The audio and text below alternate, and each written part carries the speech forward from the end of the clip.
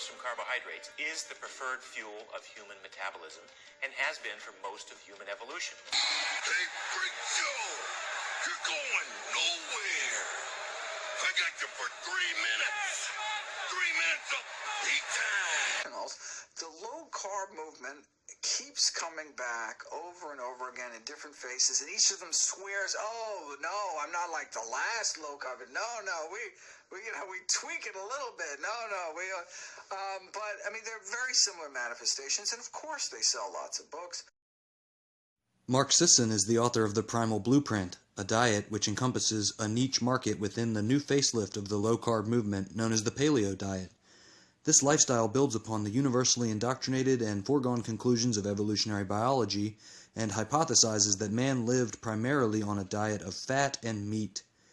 This flies in the face of the fact that all successful large population civilizations in recorded history have eaten diets based on complex carbohydrates and starch.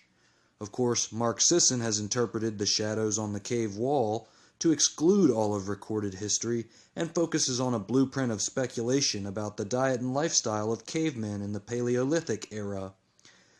The diet he teaches centers around meat, chicken, fish, and eggs, plus so-called healthy fats, non-starchy vegetables, and a tiny amount of fruit. Well, in my research, and it's now being confirmed, Mark, let's be clear. You don't have any research. You are not a researcher.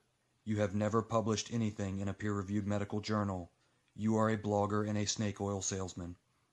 And this notion that glucose derived from carbohydrate is the predominant fuel, or ought to be the predominant fuel, to drive our activities on a day-to-day basis. What we know now instead is that fat is actually the preferred human fuel. When the human body is deprived of carbohydrates for a prolonged period, it is capable of entering into a disease state called ketosis, where energy needs are fueled by ketones instead of glycogen. Don't believe Mark's lie. The body's primary fuel source is sugar. Sugar, or glucose, is stored in the form of glycogen. Fat cannot be correctly described as the body's primary fuel source, because if adequate carbohydrate is available to replenish glycogen stores, ketosis will not occur. Ketosis is secondary to glycolysis in every way. Even cavemen need supplements. The traditional paleo diet does not include dairy products, but Mark Sisson couldn't pass up the margins on whey protein supplements.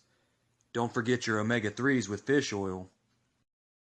Mark uses his aesthetic currency to sell you an unhealthy diet and high profit margin supplements because you think you will get results like this. Just look at this picture and ask yourself, is this man on steroids?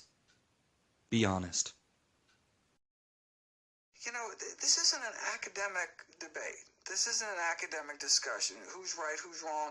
It's people are going to listen to these and actually hurt themselves, hurt their families. People are going to die. Science, we dissect the science, we go, look, how did they ever come up with this notion that saturated fat is bad for you? There is no evidence.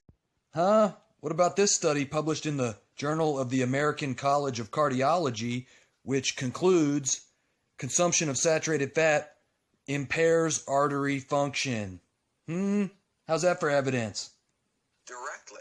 And a review of all the best studies done to date found that low-carb diets impair arterial function, as evidenced by a decrease in flow-mediated dilation, meaning low-carb diets effectively cripple people's arteries. And not just any fat, but particularly saturated fat is toxic. So it's called lipotoxicity. I mean, that's the term that's used in the literature to describe the effect that saturated fats have on the insulin, on producing insulin resistance.